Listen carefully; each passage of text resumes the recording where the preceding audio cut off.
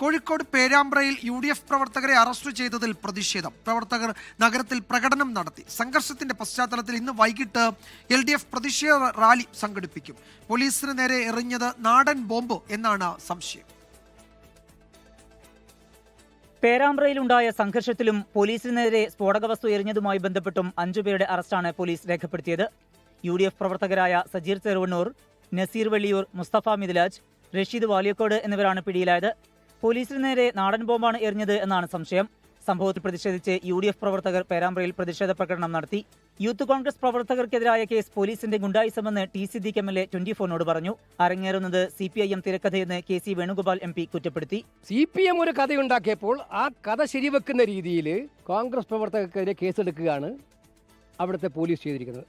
നാളെ രാവിലെ 11 മണിക്ക് പേരാമ്പ്ര DYSP ഓഫീസിന് മുമ്പിൽ സത്യാഗ്രഹ സമരം നടത്തും. ഷാഫിക്കെതിരെ CPIM നേതാവ് SK സജീഷ് വീണ്ടും രംഗത്തെത്തി. സംഘർഷവുമായി ബന്ധപ്പെട്ട് ഇന്ന് LDFന്റെ പ്രതിഷേധ സംഗമം നടക്കും. പ്രതിഷേധ മാർച്ച് EP ജയരാജൻ ഉദ്ഘാടനം ചെയ്യും. സ്ഥലത്ത് നിന്ന് കണ്ടെടുത്ത വെടിമരുന്ന് കലർന്ന ചാക്കുനൂൽ, ഇരുമ്പുചീളുകൾ എന്നിവ കണ്ണൂരിലെ ഫോറൻസിക് ലാബിലേക്ക് അയച്ചു. സമീർ C മുഹമ്മദ്, 24 കോഴിക്കോട്.